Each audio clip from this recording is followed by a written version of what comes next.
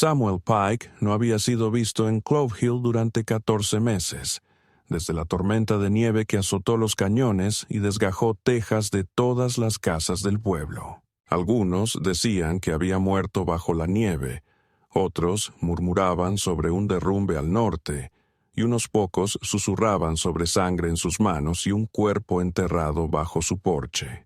Cualquiera que fuera la verdad, cuando reapareció al comienzo del verano conduciendo un carro desgastado por los mulos por el camino de la cresta, con un rifle colgado a la espalda y algo pesado envuelto en lona entre sacos de sal y carne seca, nadie se atrevió a preguntar dónde había estado. Llegó silencioso como el crepúsculo, con botas que arrastraban polvo, barba más larga que nunca y ojos vacíos que no parecían del todo humanos.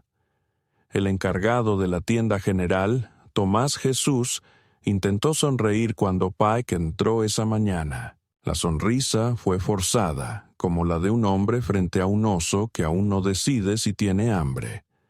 ¿Vienes por clavos o cuerdas?, preguntó Jesús, buscando instintivamente bajo el mostrador donde guardaba una vieja Smith & Wesson. Pike no le miró. Simplemente dejó 4 monedas de plata sobre la madera marcada y señaló hacia las herramientas de hierro colgadas en la pared trasera. Jesús las tomó sin decir palabra, con las palmas sudorosas. Afuera, Pike cargó las herramientas en su carro junto a una silla rota y un montón de leña que él mismo había partido junto al arroyo. El sol golpeaba el camino de tierra seca y se oían relinchos a lo lejos. Pero Pike se movía como una figura de piedra y sombra, sin interés en el mundo de los vivos. La gente lo observaba desde las ventanas y detrás de las cortinas. Sus miradas titilaban hacia la figura cubierta con lona en la parte trasera del carro, algo largo e irregular, atado con cuerda. Podría haber sido un ciervo, tal vez, o un manojo de postes para la cerca. Pero la forma en que se movía alrededor de aquello, con cuidado y protección, sin apartar jamás la vista, les causaba inquietud. En el salón, el piano cesó cuando entró por la puerta. Un juego de cartas quedó suspendido en medio de la mano. El tabernero, el viejo Emilio, que una vez sirvió whisky a Samuel la noche en que su hija desapareció, carraspeó pero no pronunció palabra. Samuel parecía más envejecido, no solo por las arrugas en su rostro, sino también por la postura de sus hombros y el silencio que lo envolvía como aceite. No pidió ninguna bebida ni se sentó, simplemente permaneció un instante, examinando los rostros, luego giró y salió sin decir nada. Lo dejaron partir. Nadie lo siguió. Nadie lo deseaba. Casi al anochecer alcanzó nuevamente el borde del pueblo. La mula trotaba despacio, arrastrando las pezuñas por parches de grava y salvia. No se detuvo en la iglesia, no miró al cementerio, no asintió al muchacho que saludaba desde el taller del herrero. Manteniendo la vista fija de frente, siguió el sendero que se inclinaba hacia el río del sur, el camino a su rancho, la tierra que nadie cultivaba salvo él, el lugar del que la gente solo hablaba en voz baja. Mantuvo la mirada al frente, fija en el sendero que giraba hacia el barranco del sur, el camino hacia su rancho, la tierra que nadie cuidaba salvo él, el lugar del que la gente solo hablaba en voz baja. Cuando llegó al cruce cerca de la colina de Miguel, la mula se detuvo por sí sola. Samuel bajó, estiró la espalda y rodeó el carreta. Tiró la lona hacia atrás apenas un poco, revelando madera envejecida, bisagras de metal y una vista de algo tallado. Delicado, floral. Era un ataúd. No tenía placa con nombre ni inscripción alguna. Lo miró largo rato, luego volvió a cubrirlo. Nadie había preguntado por él. Nadie se había atrevido.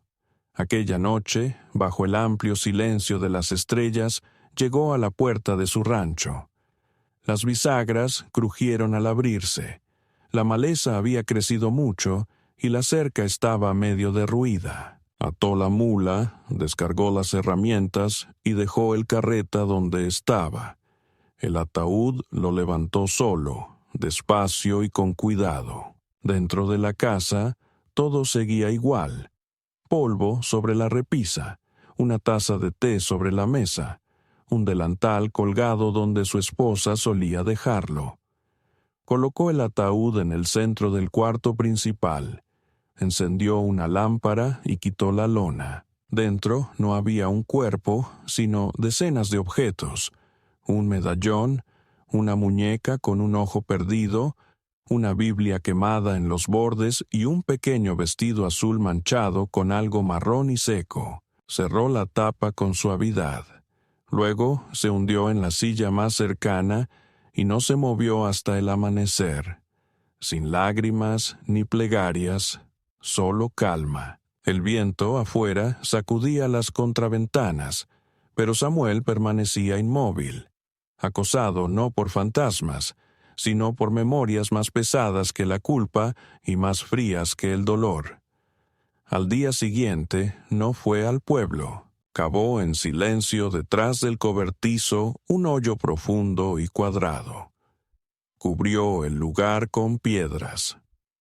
Colocó el ataúd en la tierra sin ningún tipo de ceremonia. No hubo señal, ni palabras, solo tierra, sudor y el lento abrazo del silencio que envolvía el pasado. Esa tarde, mientras el sol se desangraba sobre las colinas y los murciélagos despertaban en las vigas del granero, volvió a sentarse en el porche con la pipa apagada en la mano. Una tormenta se formaba en el horizonte de la pradera. El viento cambiaba, trayendo olor a lluvia y polvo.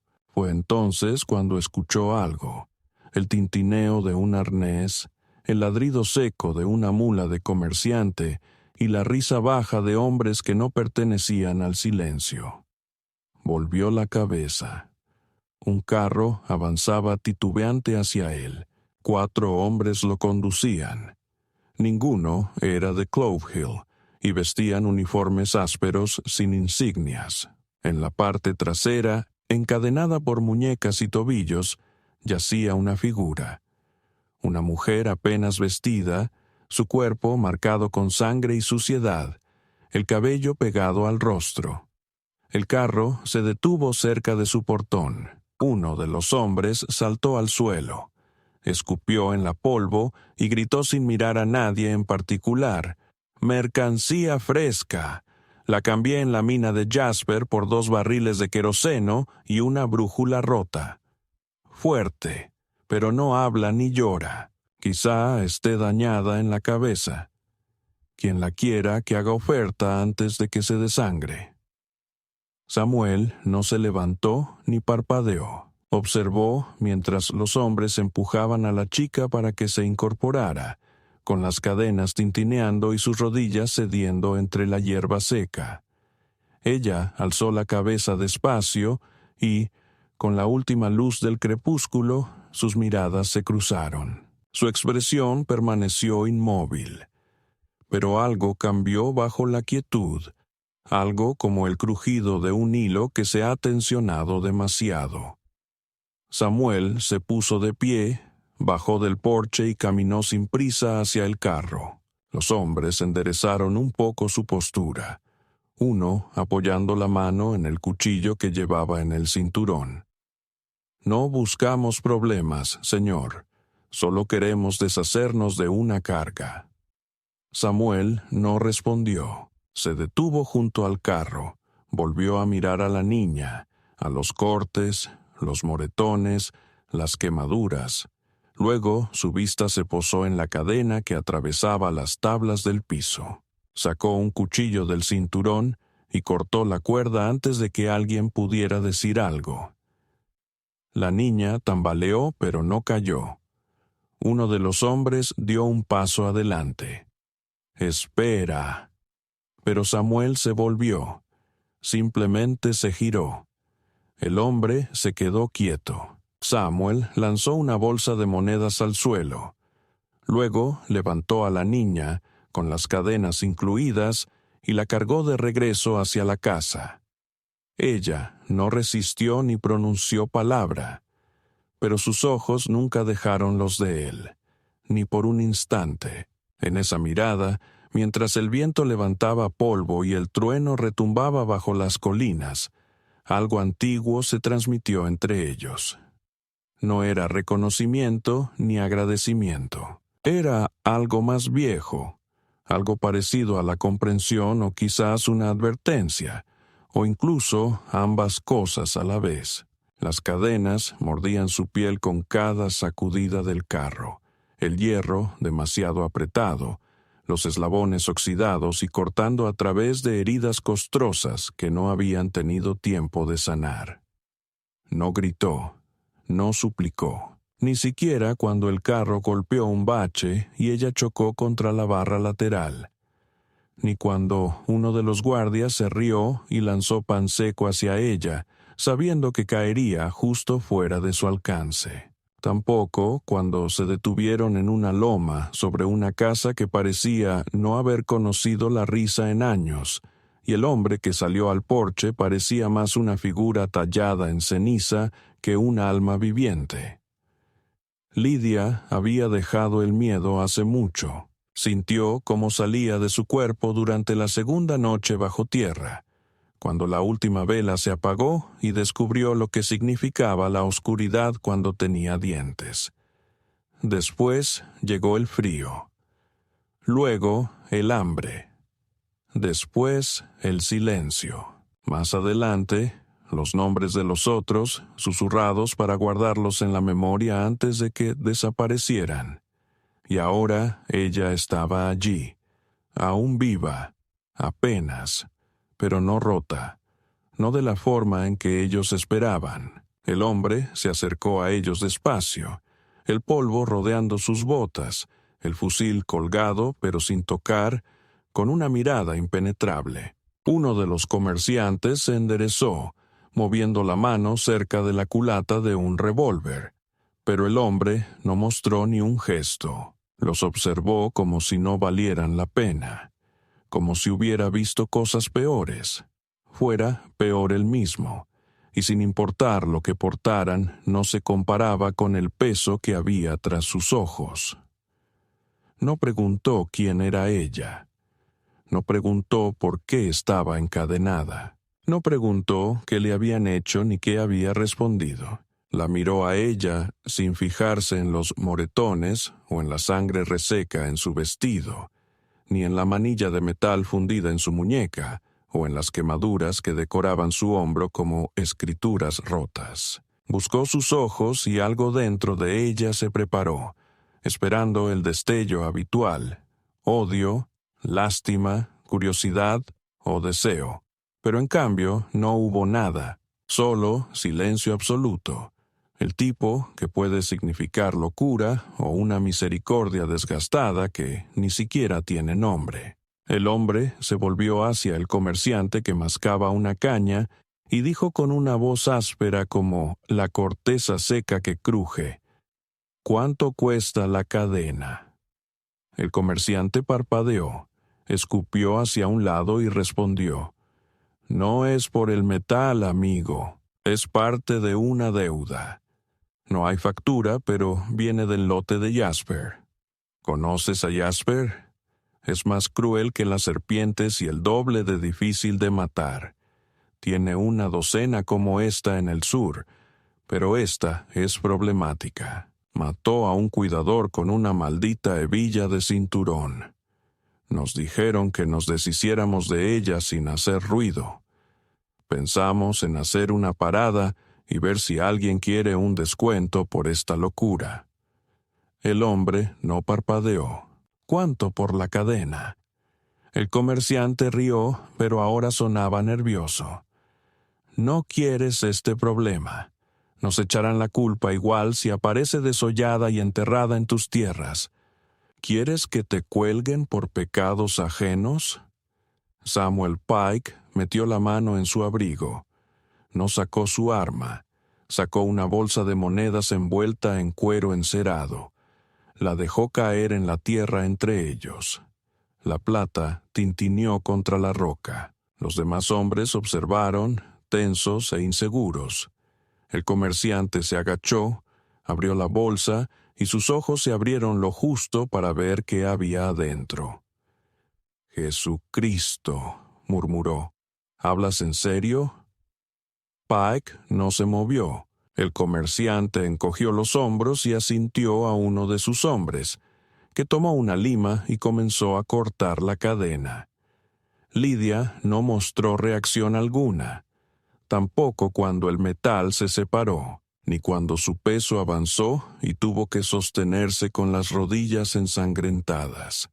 Tampoco cuando Tomás Jesús dio un paso adelante y la alzó en sus brazos, su cuerpo tan ligero como una tela mojada y igual de frío. Ella esperaba lo habitual: un agarre brusco, dedos que tanteaban, un susurro de advertencias, pero en cambio la sostuvo como si fuera algo frágil pero no valioso, como si ya estuviera agrietada y simplemente no quisiera que se deshiciera en el camino hacia adentro.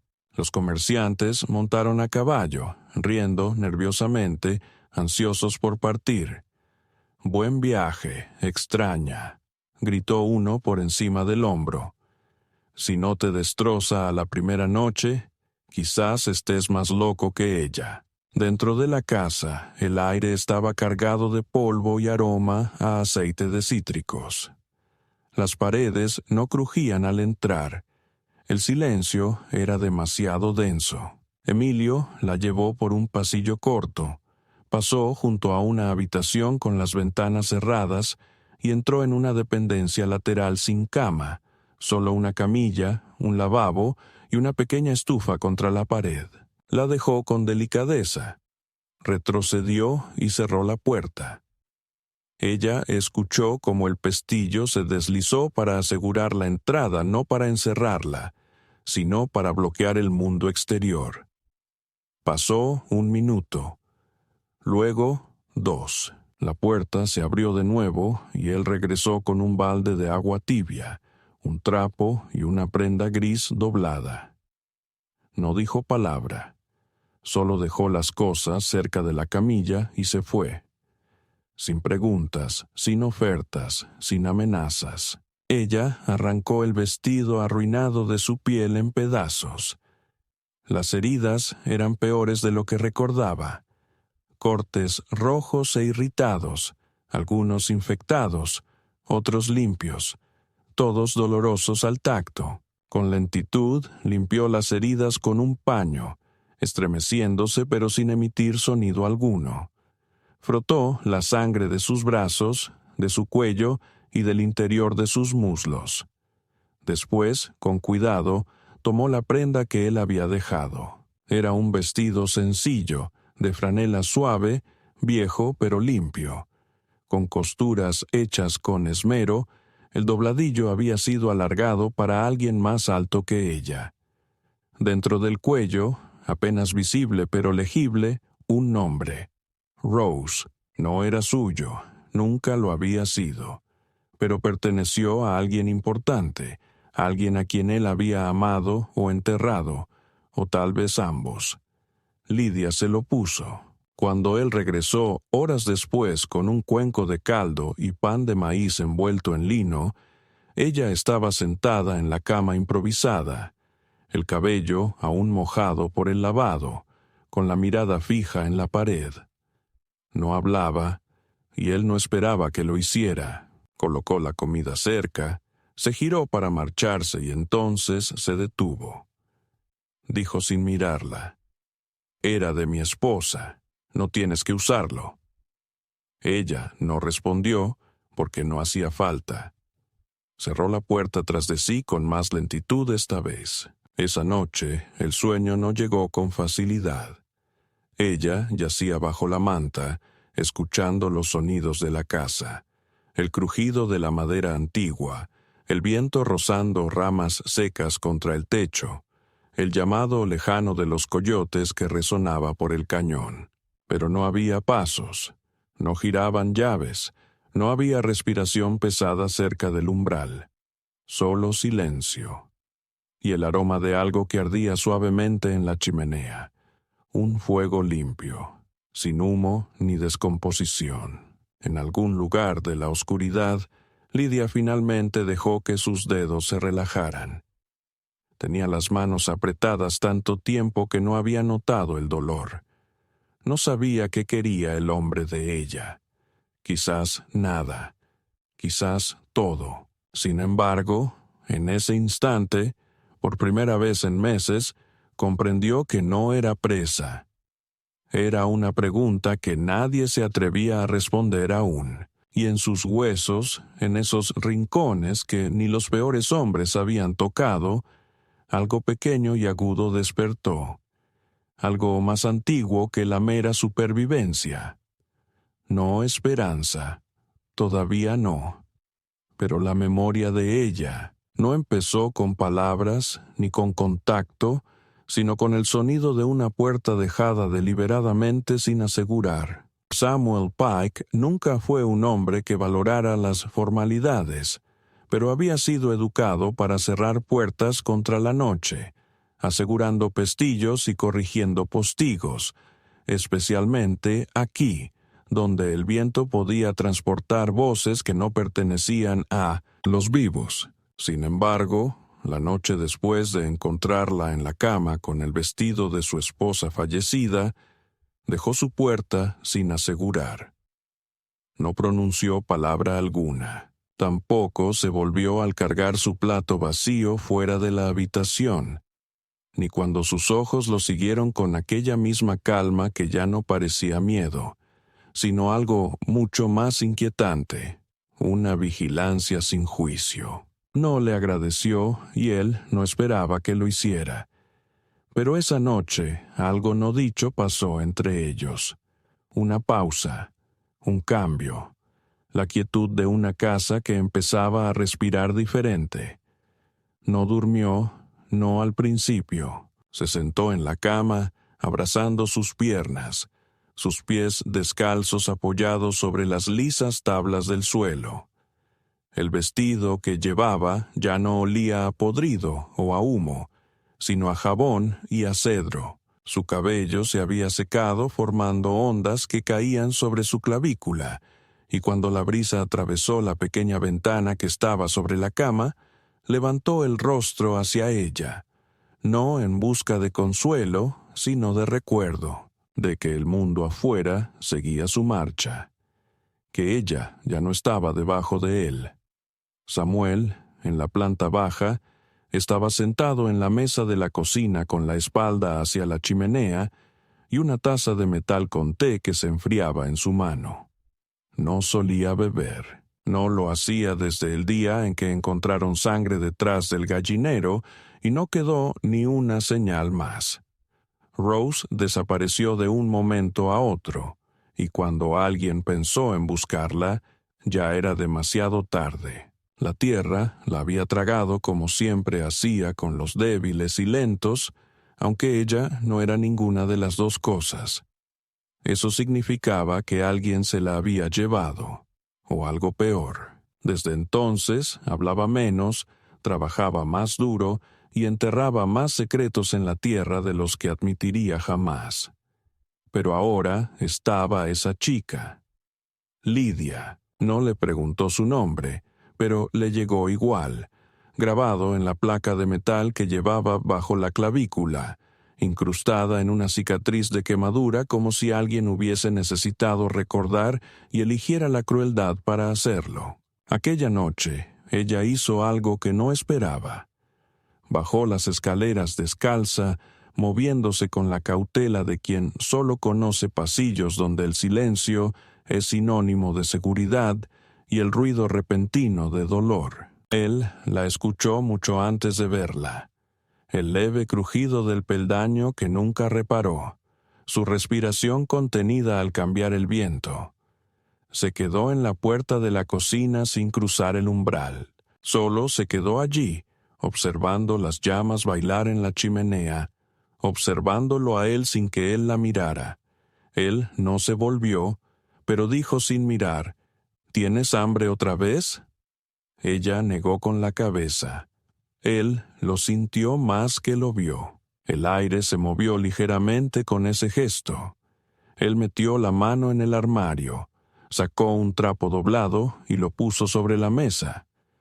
Dentro había un cuchillo pequeño para tallar, no de cocina, sino uno más delicado, antiguo, diseñado para moldear madera. Lo deslizó hacia el borde más cercano a ella. Mi esposa hacía cucharas, dijo. Cuando no podía dormir, decía que tallar evitaba que sus manos recordaran cosas distintas. Lidia avanzó con calma. Sus dedos de los pies se curvaron contra el suelo frío. No tocó el cuchillo aún, pero se sentó. Eso fue suficiente. Lo que siguió fue más pausado, más extraño. Ella nunca habló. Él nunca insistió. Los días transcurrieron con tareas realizadas en paralelo. Ella reparaba lo que podía: sacos rasgados, bisagras rotas, tablones agrietados. Él la permitía, sin hacer comentario alguno cuando ella movía herramientas que no había tocado en años o clasificaba clavos por tamaño en filas ordenadas sobre la mesa. Ella nunca abandonó la propiedad, ni una sola vez, ni siquiera subió a la cresta. Él la observaba desde el porche mientras arrastraba una silla rota al sol y se sentaba con la espalda apoyada en la pared del granero, un trozo de cuero en una mano y el pequeño cuchillo en la otra. Ella tallaba líneas en él, no dibujos ni símbolos, solo líneas, quizás una por cada día, o por cada noche sin sueños. El ritmo de su trabajo se volvió parte de la casa, como el tic-tac del viejo reloj o el quejido de las tablas cuando la temperatura descendía. Y entonces, después de 2 semanas compartiendo el espacio sin intercambiar palabra alguna, llegó el primer contacto auténtico. Era al anochecer. Samuel acababa de regresar tras revisar la cerca del norte, con una bobina de alambre de púas colgada sobre su hombro. El sol se había ocultado rápidamente, trayendo consigo ese frío fuerte que indicaba la llegada temprana del otoño. Entró por la parte trasera, con sus botas cubiertas de polvo rojizo, y casi no escuchó un ruido que provenía del piso de arriba.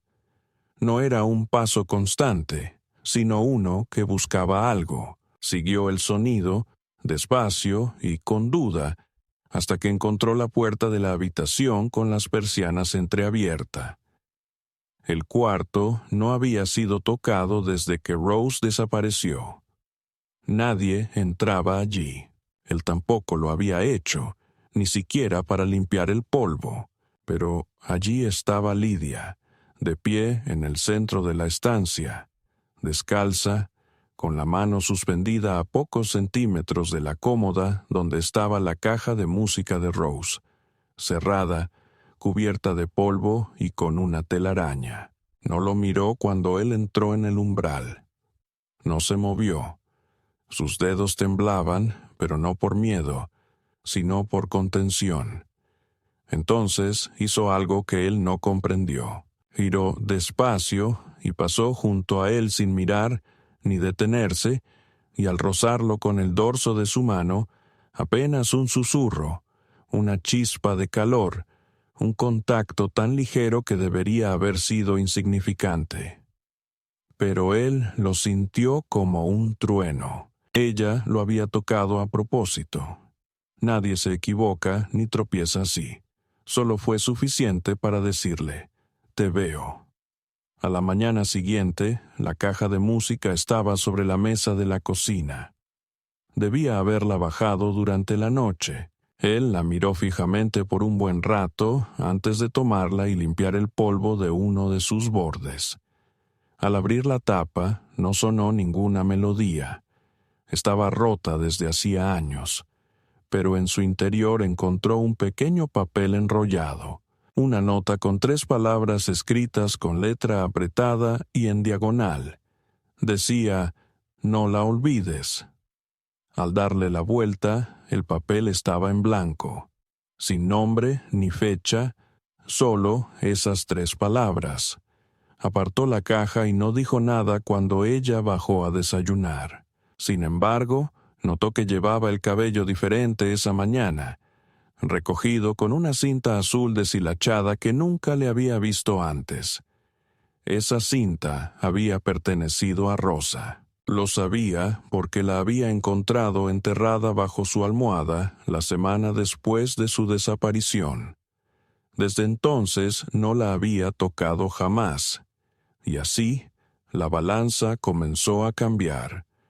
No fue de forma ruidosa, ni mucho menos dramática. Fue poco a poco, como raíces que se deslizan bajo el marco de una puerta.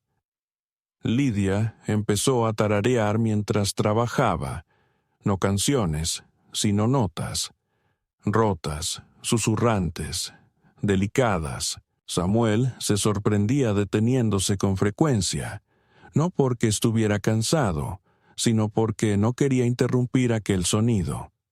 Ella se movía con la seguridad de quien pertenece allí, no de manera posesiva, sino con la calma de alguien que ha superado mucho y ya no teme a los fantasmas. En la ventana había un cuenco con hierbas secas, lleno de cosas que se negaba a nombrar. A veces, en medio de la noche, él la escuchaba hablar, ni en inglés ni en ningún idioma que reconociera. Susurraba en un tono bajo y rítmico, como una oración, pero mucho más antigua. Nunca preguntó. Una noche, después de arreglar la puerta exterior del granero que se había deformado tras una tormenta del verano, entró a la casa y encontró la mesa preparada para 2. Sin velas ni adornos, solo 2 cuencos y 2 tazas. Ella estaba junto a la estufa sirviendo guiso. No lo miró, pero dijo suavemente: «Construiste esta casa para olvidar, pero ella recuerda». Él no respondió. Solo se sentó y comió. Cuando terminaron, ella extendió la mano y deslizó una cuchara tallada en su palma. Era áspera, sin pulir, pero auténtica. El mango tenía la forma de una rama de árbol.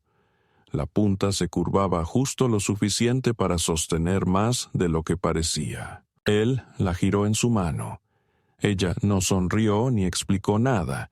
Simplemente se levantó y salió del cuarto. Más tarde esa noche, mientras el fuego se apagaba lentamente y las sombras se alargaban por el suelo, colocó la cuchara junto a la caja de música en la repisa. Por primera vez en más de 1 año pronunció su nombre en voz alta. No fue Lidia, sino Rosa. «Sigo aquí», murmuró. «No te he olvidado». Detrás de él, arriba, el piso crujió suavemente una vez. Luego reinó el silencio. Aquella noche fue cuando cambió el viento.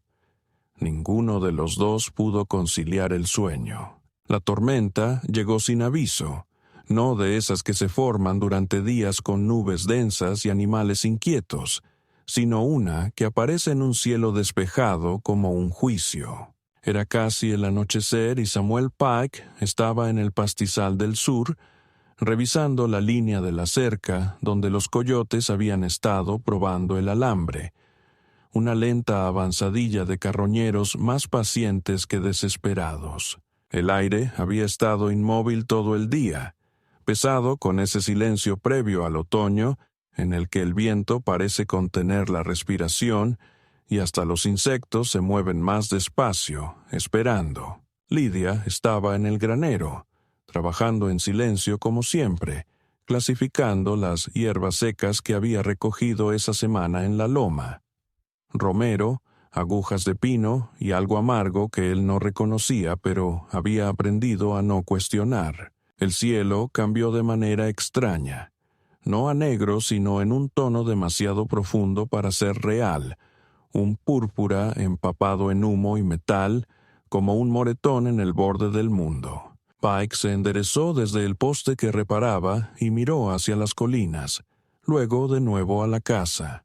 No huyó, nunca huía, pero se movió más rápido que de costumbre, lanzando el alambre y el martillo en la caja y montándose en la silla justo cuando la primera ráfaga de viento azotó el campo y las gallinas gritaron mientras corrían hacia el gallinero.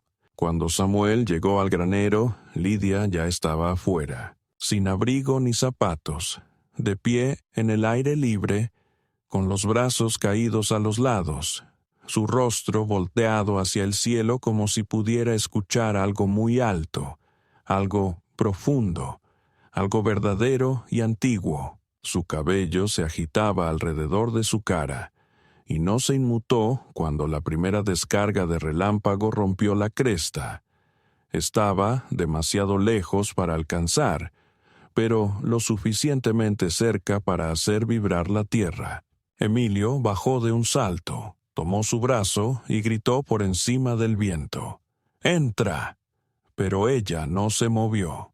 Sus ojos estaban abiertos de par en par, sus labios se movían en silencio, y de repente su mano se extendió señalando no hacia la casa, sino hacia el norte, hacia el viejo pino que se inclinaba sobre el cobertizo de ganado, aquel que Miguel había planeado cortar la primavera pasada, pero que dejó, ya fuera por memoria, pereza o algo más difícil de nombrar. Se dio la vuelta justo a tiempo para ver cómo el cielo se desgarraba. Un relámpago impactó el árbol no con un rayo común, sino con una explosión violenta, una llamarada blanca que iluminó todo el rancho por un instante, antes de que el sonido llegara junto con la furia, y la tierra temblara con el rugido. El árbol no cayó, se hizo añicos.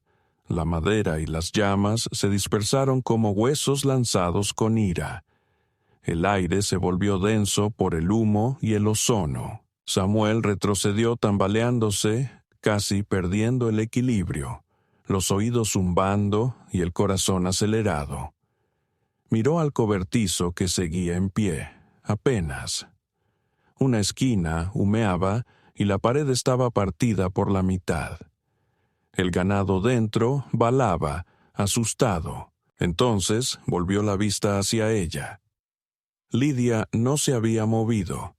Permanecía firme como una roca en un río, su cuerpo temblando pero firme, con los ojos clavados en las ruinas humeantes. Fue entonces cuando se volvió hacia él. No preguntó cómo ella lo sabía. Tampoco cuestionó por qué no había hablado, ni corrido, ni gritado. Simplemente tomó su mano, no con autoridad, sino con comprensión, y juntos abrieron la puerta. Poco a poco comenzaron a guiar a los animales hacia afuera, uno por uno, aunque el viento trataba de empujarlos hacia atrás y las chispas danzaban en los bordes de sus mangas. Trabajaron sincronizados, ella con un toque tranquilo sobre los flancos de las criaturas asustadas, y él con la voz baja y firme. Les llevó 1 hora trasladarlos a todos a un lugar seguro. 60 minutos de sudor, humo y truenos retumbando sobre sus cabezas como si dioses marcharan por un cielo en llamas. Pero lo lograron. Cuando la última cría estuvo dentro del refugio de piedra junto al depósito de alimento, Lidia cayó de rodillas en el barro, respirando de forma profunda y silenciosa, y Samuel se arrodilló a su lado sin decir una palabra, solo mirando cómo sus hombros subían y bajaban. Después, cuando la tormenta se alejó y los relámpagos desaparecieron hacia otro lugar, Samuel la llevó al interior y la sentó cerca del fuego. Sus manos estaban quemadas, la piel enrojecida y con ampollas en varios lugares. Él buscó ungüento y agua, trabajando en silencio mientras envolvía sus dedos con tiras de lino, evitando mirar sus ojos. Sin embargo, ella lo miró. Cuando terminó, metió la mano en el bolsillo del vestido, que seguía siendo de su esposa, y todavía demasiado grande para ella, y sacó un pequeño objeto de latón. Era una llave, antigua y desgastada, del tipo que se usa para cajas o armarios. La puso sobre la mesa entre ellos, con las manos vendadas, temblando apenas. «Me la mostró ella», dijo con la voz áspera y baja, casi un susurro pero pesada como un trueno. «En el sueño la vi. Estaba junto al pino, donde cayó el rayo. Me dijo que no tenía que temer al fuego porque solo consume lo que ya está vacío». Samuel fijó la mirada en la llave. Sabía qué habría. Sabía que había enterrado en el fondo de la despensa, bajo tablas del suelo que él mismo había clavado con manos que ya no recordaban la ternura. Aquella noche, después de que Lidia cayera en un sueño tan profundo que parecía la muerte, Samuel abrió el espacio oculto tras la despensa y sacó la caja. No la había tocado en 2 años. Dentro estaban las cartas de Rose, aquellas que había escrito cuando llegó por primera vez, cuando aún confiaba en esta tierra y en él, antes de que el suelo se volviera amargo y algo en ella se quedara inmóvil. La llave encajaba perfectamente. Leyó las cartas a la luz del fuego. Cada línea era un puñal, cada firma un espectro. En el fondo del montón había una fotografía. Rose frente al granero, con la mano apoyada en el costado de un caballo ya muerto, sus ojos brillantes. Miró esa imagen durante mucho tiempo, hasta que el fuego se convirtió en brasas y el viento afuera dejó de sonar como advertencia. Al amanecer, Lidia ya estaba despierta, con las manos envueltas en un paño limpio, de pie, descalza en el campo, observaba cómo el humo se elevaba de las ruinas del árbol.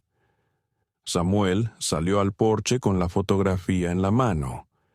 Ella se volvió hacia él, el rostro inexpresivo. Él no dijo nada, solo le extendió la foto.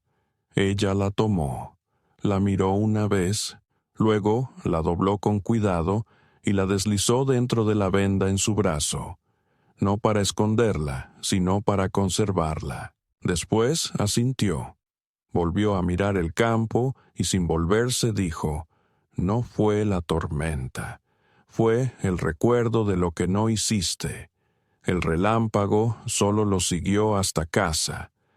Y él comprendió. El murmullo comenzó en la tienda general, como suele suceder, con polvo de harina sobre el mostrador y mujeres cansadas que intercambiaban miradas llenas de significado, mucho más que sus palabras. Alguien comentó que había visto a la niña caminando descalza por el campo de Pike antes de que la tormenta llegara, con la cabeza inclinada como si escuchara voces en el viento. Otra mujer aseguró que la niña hablaba con los caballos, no solo haciendo suaves sonidos ni silbidos, sino expresando palabras, frases en un idioma desconocido para ellas. Al final de la semana, la niña no tenía nombre en el pueblo, solo una figura, esa que vino encadenada, o peor aún, la bruja de Pike. La esposa del predicador se negaba a pasar la puerta cuando la niña estaba afuera. Un chico juró que ella tocó a su perro, y el animal aulló durante horas, evitando acercarse al agua. Cuando la leche se cortó demasiado rápido en 3 casas y la vieja tumba en la loma de Miguel se hundió tras una lluvia fuerte, dejando al descubierto huesos sin ataúd, los comentarios se hicieron más crueles. Samuel reconocía ese sonido de un pueblo que cambia. Lo había vivido antes, hace mucho tiempo, cuando una mujer en Pine Creek se suicidó y los hombres del pueblo enterraron con ella a su hijo, diciendo que la línea sanguínea estaba maldita. Recordaba las orcas, la mirada en los ojos de los hombres cuando la razón se rendía ante la justicia, y ahora escuchaba ese mismo tono en los pasos que venían detrás de él en la herrería, en la pausa al entrar al salón cuando las voces bajaban lo suficiente para disfrazar la acusación como conversación. Pero Lidia no parecía tener miedo. Se movía por el rancho como si la tormenta hubiera removido algo dentro de ella, como si ya no necesitara permiso para existir. Caminaba descalza, tranquila, y sus manos, aunque cicatrizadas, eran hábiles y firmes. Creaba objetos pequeños, precisos, amuletos hechos de cuerda y madera, botones de hueso, plumas de ave, colocándolos colgando en clavos o sobre los marcos de las puertas. Samuel no preguntaba nada. La observaba atar 3 hebras de crin negra sobre el gallinero y susurrar algo en voz baja mientras las aves cacareaban y se movían, extrañamente silenciosas.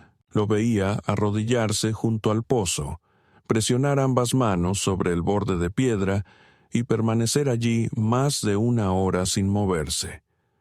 Por la noche se sentaba cerca del fuego con un libro que no podía leer, pasando las páginas solo con el tacto. Nunca mencionaba el pueblo. Nunca pedía irse. Pero su silencio ahora parecía menos evasión y más una forma de prepararse.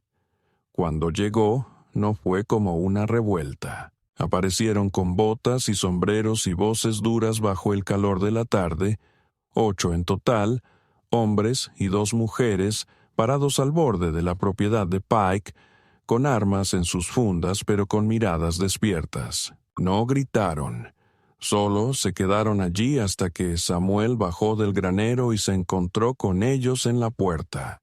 El mayor, Martin Withers, avanzó, con las manos ásperas y el rostro surcado por el sol y hundido por años de guardar amargura como agua en una jarra rota. «Queremos que se vaya», dijo sin rodeos, sin odio, solo con la fría certeza de un hombre seguro de su justicia. Samuel no parpadeó. ¿Por qué? Withers no se inmutó. Ya sabes por qué. Desde que ella llegó, el ganado nace muerto. Las cosechas se marchitan antes de tiempo. El viento nunca sopla bien. Mi hijo dice que habla con cosas que no puede ver. Mi esposa se despierta gritando y dice que la vio parada al pie de la cama, solo mirando. Samuel lo miró largo rato y dijo, «¿Te tocó a tu hijo?» «No». «¿Se acercó a tu cama?» «No». «Entonces tal vez es tu casa la que está rota». Withers dio un paso adelante. «¿Crees que esto son cuentos de mujeres? Ella trae la muerte pegada. Camina como si hubiera estado dentro de la tierra y regresó mal. Hemos visto cosas. Tú también las has visto». La mano de Samuel reposaba suavemente sobre el poste. No alzó la voz. «Ella no habla». «Que no hable no quiere decir que no escuche», comentó un hombre detrás de Withers, «y que no escuche no significa que no vea. Ella percibe cosas que no debería, cosas que no tenemos derecho a conocer». Samuel giró la cabeza, intuyendo la silueta tras las cortinas. Lidia estaba justo dentro de la casa, con la mirada serena y las manos a los lados. No mostraba miedo. No a ellos, ni a este momento. Solo parecía cansada. Samuel avanzó un paso, sus botas clavándose en la tierra como anclas.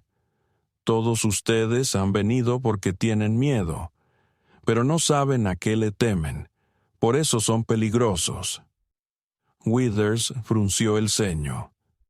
«Estamos aquí para proteger el pueblo». La mandíbula de Samuel se apretó. ¿De una chica que no ha dicho una palabra desde que llegó?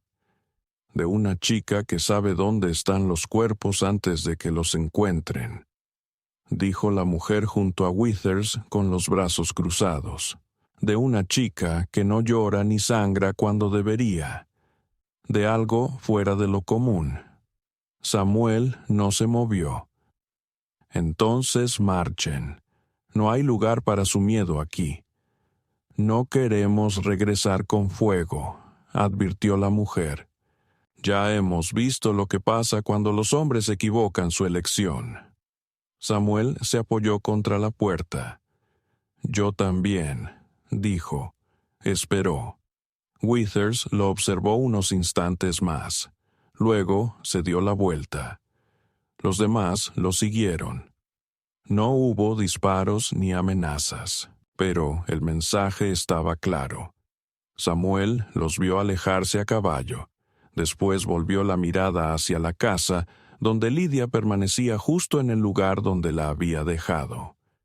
Subió los escalones del porche, abrió la puerta y la miró. Volverán, afirmó. Ella asintió. No añadió nada más. Aquella noche no encendieron la chimenea.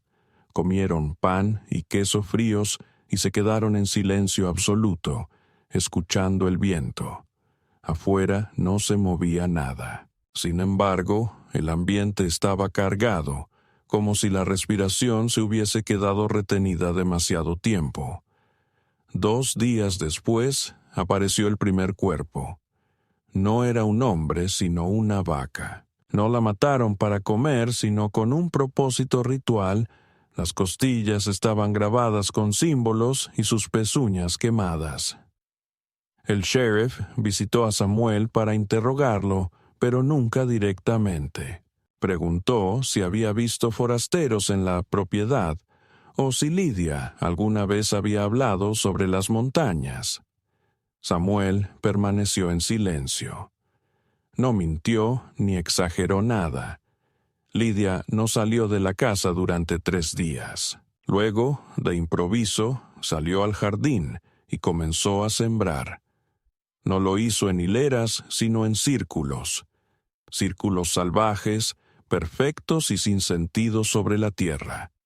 Tarareaba mientras trabajaba, y los pájaros regresaron, decenas de ellos, en demasiada cantidad, llenando árboles, cercas y vigas.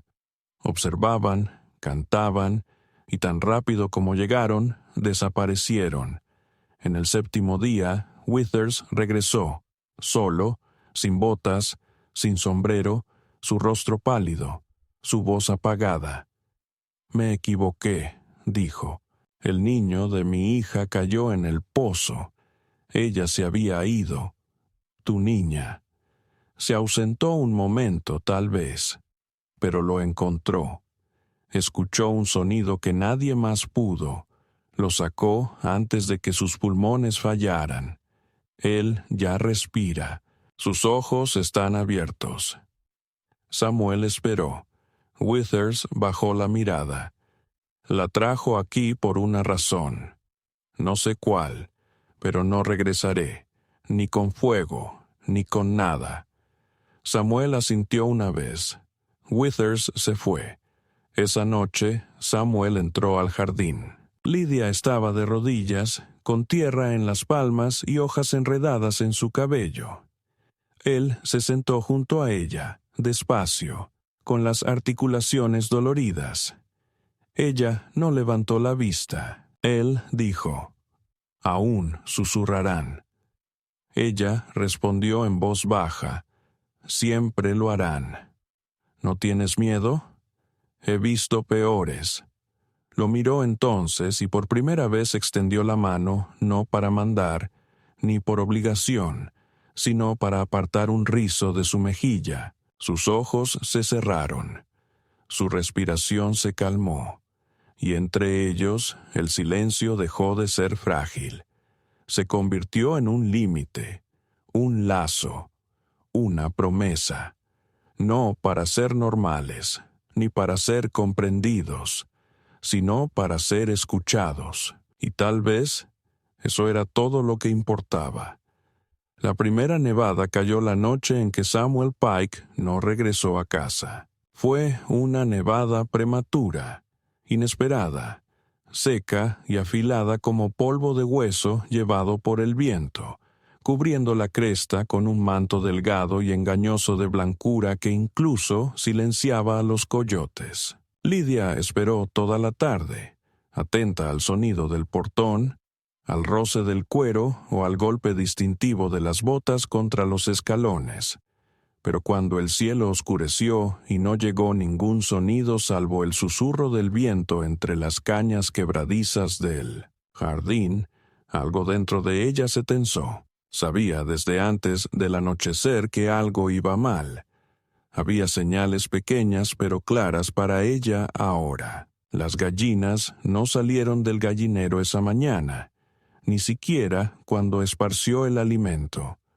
La leche tenía un sabor amargo, y 3 de los amuletos protectores que había tejido y colgado en los aleros cayeron durante la noche sin viento suficiente para justificarlo. Intentó ignorar sus instintos, porque esa intuición profunda, esa parte de ella que había sobrevivido en silencio, sangre y fuego, le decía la verdad antes de que la razón pudiera aceptarla. Samuel Pike no llegaba tarde. Lo habían llevado. Ella actuaba con precisión, vistiéndose en varias capas, colocándose el abrigo que Samuel le había dado cuando llegaron las primeras heladas hace 2 semanas. Era demasiado grande. Le caía de los hombros como una piel que se ha desprendido, pero conservaba su aroma: ceniza, cedro y un sutil toque metálico. Llenó una mochila con las herramientas que ya no cuestionaba, envolvió sus dedos con tela para protegerse del frío y salió de la casa por la puerta trasera, adentrándose en la tenue luz que ofrecía la luna cubierta de nieve. El sendero por el que él había caminado conducía hacia el Paso Norte, donde el terreno se hundía en cañones y bosques de pinos retorcidos, un lugar que los habitantes del pueblo evitaban después del anochecer incluso en verano. Él había ido solo, a intercambiar provisiones con el viejo colono cerca de Valle Amargo, y debería haber regresado antes de media tarde. Pero no lo hizo. Ella sabía perfectamente la razón. No tardó mucho en hallar la sangre. No era mucha, solo una mancha apenas visible en un poste torcido cerca del desvío, medio oculta por la escarcha, cuyo tono ya se oscurecía más hacia el óxido que al rojo vivo. Luego apareció una huella de bota, medio arrastrada. Después, otra más. Un rastro. Ella lo siguió sin titubear, adentrándose en los árboles donde las sombras se espesaban y la nieve caía más lentamente, como si dudara en tocar la tierra. Su respiración mantenía un ritmo constante, sin pánico ni esfuerzo, mientras sus ojos exploraban el sotobosque con la precisión de un animal nacido para rastrear. Avanzaba a un paso más rápido de lo esperado, impulsada no por miedo sino por una claridad intensa. Podía verlo, su figura encorvada, las manos atadas detrás de la espalda, la cabeza sangrando. Sentía la cuerda apretando sus muñecas, la bota presionando contra las costillas, el calor de una respiración airada rozando su cuello. No era un recuerdo, sino una visión, que no le pertenecía ni a ella ni a él, sino una especie de rastro compartido de sufrimiento que dejaba huellas en el aire, parecidas al humo. Cuando llegó al claro, el frío ya no la afectaba. El viento se había calmado por completo y la nieve caía despacio, en espirales suaves alrededor de una fogata demasiado perfecta para ser casualidad. Cerca del fuego había 4 hombres, algunos desconocidos y otros no tanto. Reconoció a 2 de ellos. Uno era del carro que la había traído, el mismo que se rió cuando ella no pudo alzar el pan. El otro era el primo del herrero, que había hecho demasiadas preguntas sobre sus cicatrices. El tercero portaba una insignia que no le correspondía, y el cuarto, de hombros anchos y callado, sostenía un rifle apuntando hacia un hombre arrodillado. Samuel Pike sangraba por un labio partido y una herida en la sien.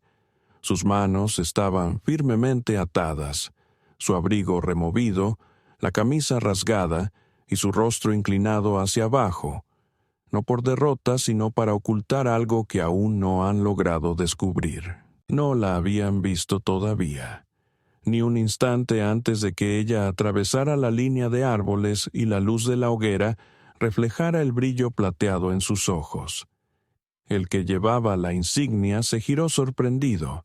Luego sonrió con malicia. «Mira quién ha vuelto traído por el demonio». Ella no respondió. Continuó caminando. Un paso, otro más sobre la nieve. Sus brazos colgaban sueltos a los lados, con las palmas descubiertas. El que portaba el rifle apuntó hacia ella de nuevo, pero el hombre con la insignia alzó la mano para detenerlo. «No, que se acerque. Ella es lo que estamos buscando». Escupió sobre la nieve. «Él solo es la advertencia». Samuel levantó la cabeza, apenas un poco, solo lo suficiente para verla. Sus ojos estaban vidriosos por la pérdida de sangre, pero seguían vivos, intensos y claros. Lo que sucedió entre ellos en ese momento no necesitó palabras. No fue una súplica, ni una advertencia, ni siquiera sorpresa. Fue un juramento compartido sin necesidad de sonido. Ella entró en el claro y dijo con un tono tan bajo que apenas rozó el aire: «Déjenlo ir». El hombre con la placa se rió. «¿O qué? ¿Nos vas a matar con la mirada?» Avanzó hacia ella. «Sabemos que eres. Lo vimos. La esposa del predicador ya no duerme en su casa. Withers te oye en sus paredes. Pensamos que Pike era tu marioneta, pero tal vez él solo es demasiado tonto para entender qué eres en realidad». Ella no se movió, solo lo miró fijamente, y entonces, sin aviso, dejó caer su bolso sobre la nieve y lo abrió. Todos retrocedieron, asustados. Ella podía percibir ese temor, casi lo saboreaba, pero solo sacó un montón de tela y huesos. Se arrodilló y comenzó a desplegar los objetos: cuerda, plumas, ceniza, dientes, un botón de niño, una página arrancada de un libro. El primo del herrero frunció el ceño y murmuró con desprecio: «¿Qué diablos es esto?». Ella habló en voz baja: «Nombres». «¿Qué?». La miró. «Los nombres de las cosas que olvidaron cuando decidieron crear dioses a partir del miedo». El hombre, con la placa, dio un paso adelante con el rifle en mano. «Es suficiente». Pero no disparó. No pudo. Su dedo no se movió. Sintió un peso frío en el pecho, no físico, pero pesado. Tambaleó. El fuego se apagó un poco. El viento volvió a soplar, afilado, cortando el aire entre ellos como una hoja. Ella se puso de pie. Su cabello se agitaba a su alrededor. Sus ojos estaban negros ahora, o quizás solo reflejaban la llama. «¿Crees que sabes lo que soy?», dijo, «porque recuerdas mejor el sufrimiento que la verdad». Levantó la mano, solo un pequeño gesto. El fusil salió volando de las manos del hombre y cayó a varios metros. Él gritó, pero no de dolor, sino por algo aún peor. Samuel se apoyó en sus rodillas. Lidia caminó hacia él y soltó sus manos. La cuerda cayó como una piel que se desprende. No pronunció palabra. No pudo. Ella lo ayudó a levantarse, su cuerpo pesado, pero sus pasos firmes. Los hombres no intentaron seguirlos. No pudieron. Permanecieron paralizados no por la fuerza, sino por el regreso de todo lo que habían intentado enterrar. Su culpa, sus fantasmas, reflejados en ella. Cuando ella y Samuel regresaron al sendero, la nieve ya se había espesado. Él se apoyaba en ella mientras caminaban. La sangre goteaba de sus dedos, pero sus ojos no se apartaban de los suyos. En la casa, ella limpió sus heridas en silencio, le vendó las costillas y se sentó junto a él hasta que el sol apareció otra vez. No preguntó qué había hecho. Ella no dijo nada. Algunas verdades no están destinadas a sobrevivir fuera del fuego.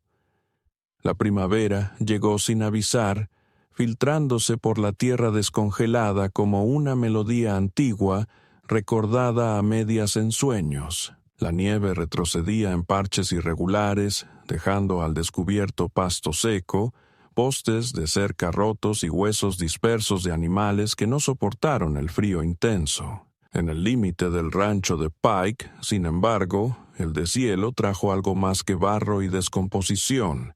Trajo color. Flores silvestres brotaron del suelo donde Lidia no había sembrado nada. Sus raíces enredadas entre piedras y cenizas, alimentadas por sangre, memorias y algo más antiguo que ambos. La casa ya no crujía igual. El aire dentro había cambiado. Samuel Pike despertaba temprano todas las mañanas, no por pesadillas, sino por el ritmo de pasos arriba, ligeros y decididos, sus pasos. Ella ya no se movía como quien se oculta. Su presencia llenaba el hogar, no como un eco o una sombra, sino como algo vivo y consciente. Ahora cantaba, no con frecuencia, ni con palabras, sino en largos y suaves murmullos que se enroscaban entre las vigas y se extendían hacia los campos como un tipo de hechizo que no buscaba ahuyentar el mal, sino recordar a la vida su lugar. Los habitantes del pueblo no hablaban sobre lo que ocurrió en el claro. No podían hacerlo.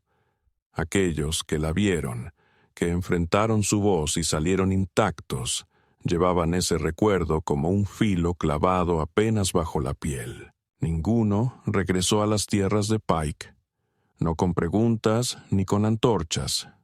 Lo dejaron solo. Pero a veces, frente a la puerta, aparecían pequeños objetos: un manojo de hierbas, un hueso de cordero envuelto en tela, un collar de cuentas del río. Nunca llamaban ni tocaban. Solo dejaban ofrendas, no por miedo, sino por una reverencia que surgía contra su voluntad. Y Lidia las recogía. No cada día, pero sí cuando el viento cambiaba y sentía un llamado. Las guardaba en una caja de cedro junto a la chimenea, debajo de la cuchara que había tallado para él, al lado de la foto doblada de Rose que Samuel ya no mantenía oculta. Entre ellos se había formado un vínculo, aunque ninguno habría osado nombrarlo amor en voz alta.